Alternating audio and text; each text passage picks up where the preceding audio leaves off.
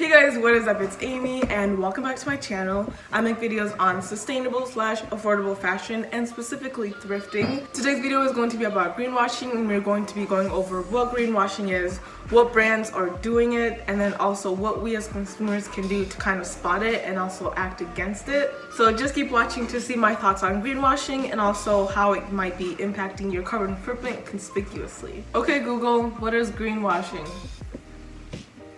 Okay, so according to Google, the definition of greenwashing is disinformation disseminated by an organization so as to prevent an environmentally responsible public image.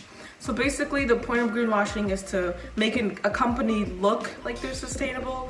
It makes a company look like they're actually doing good for the planet, but it's basically just an image rather than actual action that the company is taking to actually prevent environmental damage or do anything that's actually sustainable. So the big incentive of greenwashing is for a company to profit off of the environmental movement without actually putting in the effort to do something that is good for the planet. You can basically think of it as catfishing, but for sustainability. So an important takeaway from this is that a company is using their environmental movement for their self-image without actually putting in the work to be sustainable. So I just have to put a disclaimer because you know this is YouTube and people get offended. When I'm talking about greenwashing, I'm not talking about the companies that are actually doing good for the planet.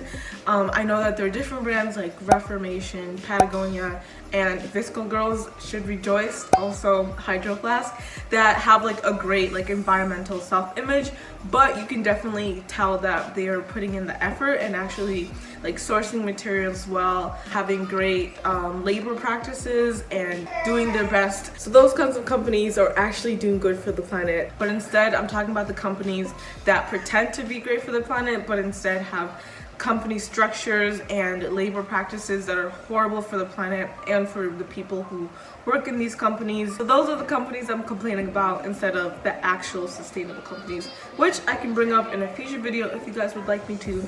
But today we're going to be ranting about Mama, your baby's here again! With all that being said, it's time to spill the tea.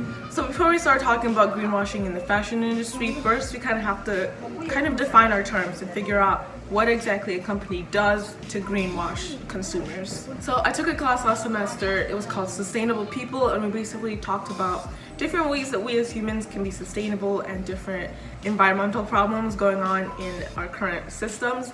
And one of the things that we talked about one day was greenwashing. I will link down below the different articles that we read about kind of related to consumerism and greenwashing and those kinds of problems in sustainability.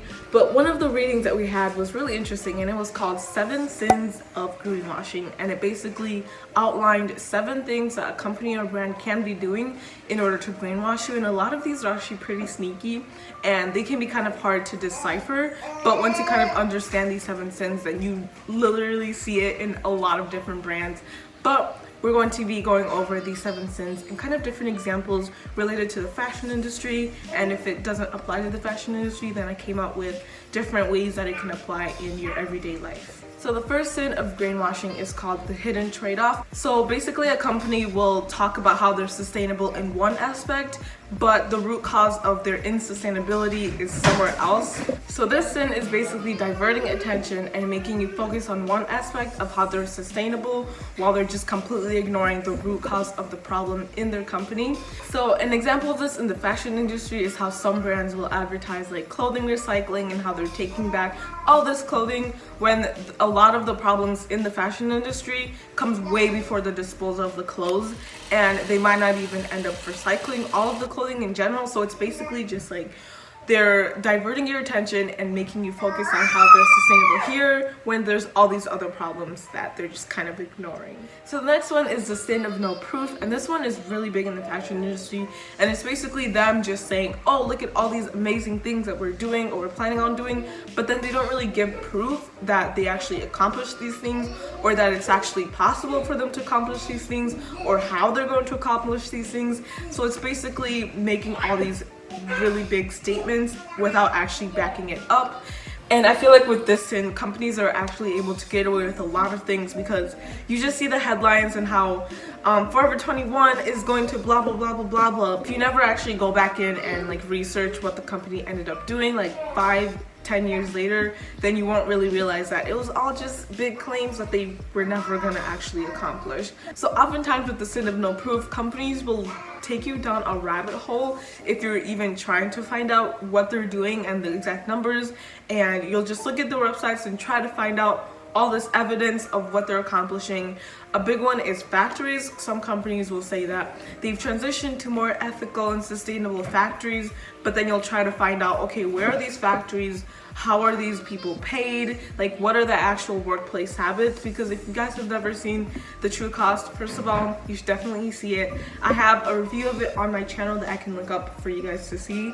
But basically, there's a lot of horrible working conditions in a lot of these factories, and many brands, like after there was like a fire in a factory in Bangladesh, I believe, and after that factory fire, a lot of brands were like, oh my god, we're gonna like do better, we're going to change, we're going to do all these things. But if you look at their websites, they're not actually disclosing where their factories are, whereas a lot of other brands like Reformation and Talla, which is a workout brand that you guys should definitely check out. A lot of these other fashion brands that are actually sustainable, they will list like where their factories are.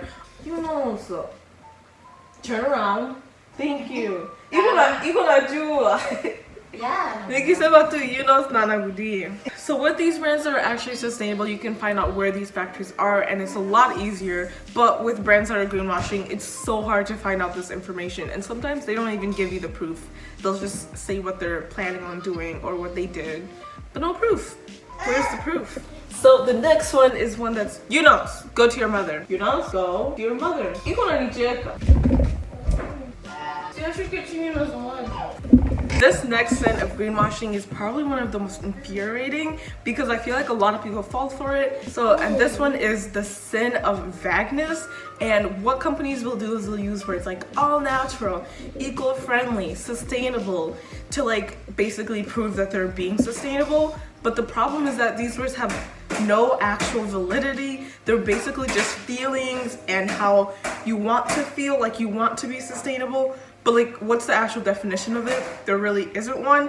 And oftentimes we'll use these like eco-friendly words and have no actual backing, like no scientific data, no like actual evidence that what they're doing is quote unquote sustainable. But because these are buzzwords and these are words that a lot of people in the environmental movements are using, companies are able to kind of lure people in with these like feel-good words without actually putting in the effort to actually be sustainable. But because they put eco-friendly on whatever they're selling, people will buy it, and it's really sad, really. So this can kind of be, there's kind of a similar thing with like eating healthy, where a lot of brands, like even when it comes to cereal, they'll put a bunch of like feel good, like healthy words on their cereal when it's like sugar filled. So if you think that a company is shoving a lot of these words down your throat and it just feels like it's too good to be true, then they're probably just like putting all these fancy words to make them look more sustainable when they're actually not as sustainable as they claim to be. Similar to a lot of the claims that we talked about earlier, there's no backing and there's no proof for their claims. They'll just put these words like sustainable and eco-friendly and think that's good enough. Honestly, it can sometimes be good enough for consumers, but you watching this video, you're gonna be smarter and you're gonna make sure to actually do your research and not just like fall for like the green labels and the flowers and like the eco-friendly packaging without actually taking a look at the product itself and the company structure to see if a brand is actually sustainable. So the next one is the sin of worshiping false labels, and this one is all about certifications and kind of companies pretending or kind of alluding to having some kind of certification that they actually don't have. Basically, a certification is kind of a third party coming in and looking at a company's structure or a product. I'll put up some different logos of different certifications. I believe one is like the Ford Stewardship Council or something like that. They're all very like government sounding names. It's all like non-profit organizations that are basically going into companies and looking at what the company is doing and trying to see if what they're doing is sustainable in whatever terms. When it comes to fashion, it's oftentimes has to do with like the materials. So an example of a certification is Better Cotton Initiative, I believe. So basically some companies will either just like put misnomers to make it sound like they're a part of a certification, or they will kind of vaguely talk about it and make it sound like they have the certification when they really don't. So I don't know specific companies that have done this in the fashion industry. When it comes to food or like paper products, companies have an incentive to pretend to have a certification because it's kind of expensive to get a certification. So organic is one of the best certifications to have because even though it's really expensive, it's really hard to get an organic certification. The guidelines for it are really strict. So once a company is actually certified organic, then they're kind of able to like prove to consumers that they are more sustainable, even though organics is something that we can talk about in a future video, but for the most part, organic is more sustainable because lower pesticides, less water. That's like a whole nother topic, but basically getting certifications is really hard. So sometimes companies or organizations will basically kind of like pretend to have a certification, sometimes not kind of blatantly, but sometimes just like kind of low-key pretend to have a certification that they don't have. I don't know why I talked about that one for so long, but it's really interesting, really. So the next one is also really frustrating, and it is the sin of irrelevance. And this one is a huge one, especially in the fashion industry. And it's basically where companies will put all these sustainability claims on things that really aren't that, like, it's not that deep or it's not that important. And even though, yes, it's sustainable, but it's not the root cause of the problem. So this is kind of similar to the sin of trade-offs. So for this one, it's basically companies bragging about these like amazing things that they're doing in sustainability when it's kind of irrelevant to their actual company structure. Okay, I couldn't come up with really good examples in the fashion industry, but my friend is gluten-free and she was telling me about how certain foods will say they're gluten-free when they're naturally gluten-free. So you can kind of think about the sin of irrelevance in that manner, where it's like, yes, you're bragging about that, but I mean, that's kind of a given, or two, that's not an issue in the specific realm that we're talking about right now. And the problem with this one is that if you're comparing two different products, if one of them is bragging about being sustainable in a certain way that's irrelevant, then it'll make it look way better than a product that's not bragging about it, and a consumer might end up buying that product when the other one is literally the same thing. So it's like really frustrating in that manner. So the next sin is the lesser of two evils, and this one is where companies will give you an option that is more sustainable when the problem is the product itself. So they're basically taking something that's unsustainable, putting some lipstick on it and saying, here, buy this. So an example of this is paper towels. So companies will sell like recycled paper towels made from recycled paper, or paper towels made from blah blah blah. But when you buy recycled paper towels, you're still in a way like still contributing to waste because they're still single use. So you're basically buying something that's a little bit better than like regular paper towels, but it'd be way better if you just use reusable ones. So it's basically giving you an option that's better than like a worse option, but it's still not the best option that you could have. So it's basically making huge claims about sustainability when the product itself is a problem. And the last one is the sin of fibbing, which is basically just lying, just straight up lying. And this one is kind of simple. It's basically just companies lying and saying things that aren't true.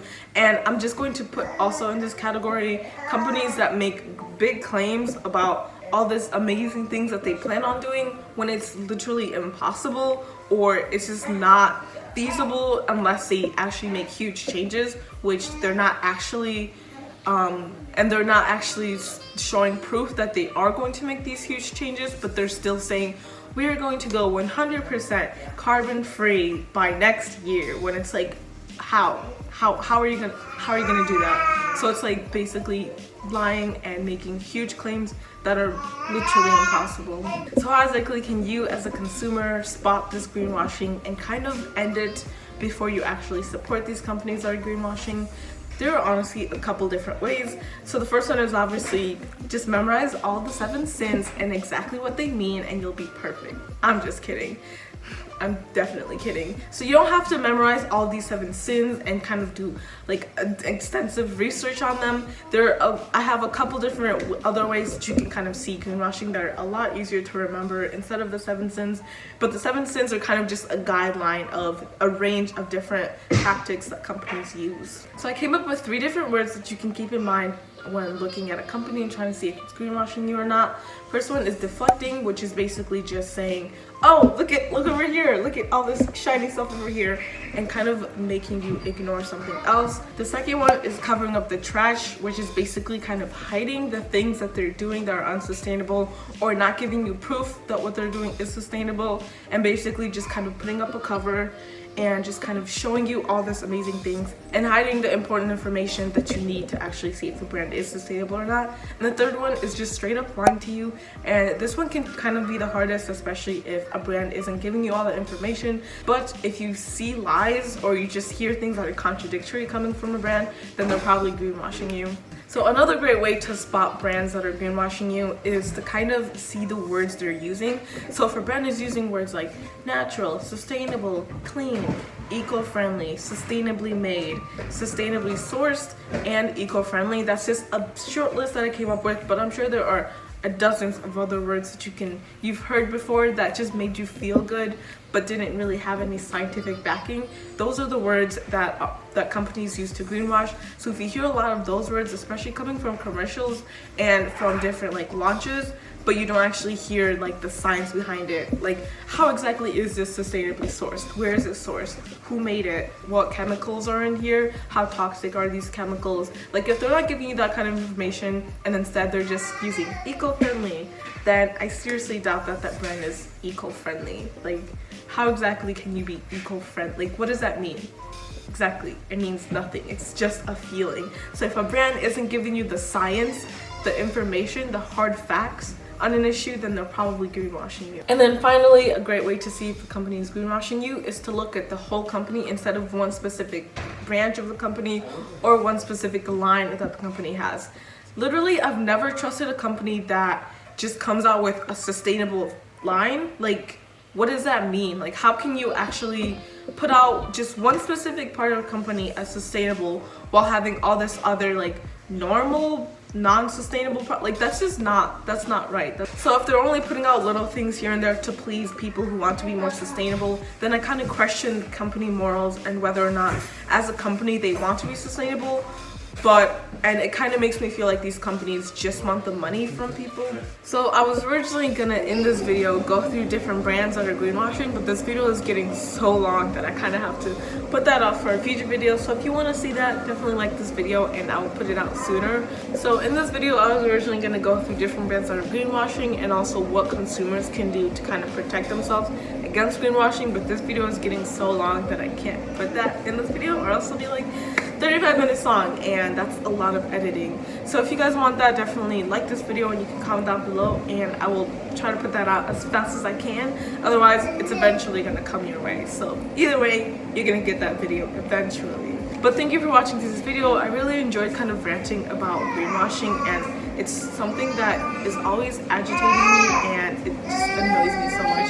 So it was fun and enjoyable just kind of talking about it for a video. So I feel like in the fashion industry and specifically greenwashing is such a big problem with different brands coming out with like conscious and like sustainable fashion lines when it's like, what about all the other things you're doing? Like fast fashion is just not sustainable to begin with. I don't care if you put a leaf on it, if you say eco-friendly, it's just over-consumerism is never going to be sustainable. It's just really annoying seeing fashion brands have all these environmental claims when it's just not true at all. So if you enjoyed this video, of course subscribe, and then you can also comment down below any other videos ideas you have, especially if you want kind of like a part 2 and 3 of this video. Comment down below and I will have that out as fast as I humanly can. But I will also have all my social medias linked down below, so you can follow me on Instagram, Twitter, and Snapchat.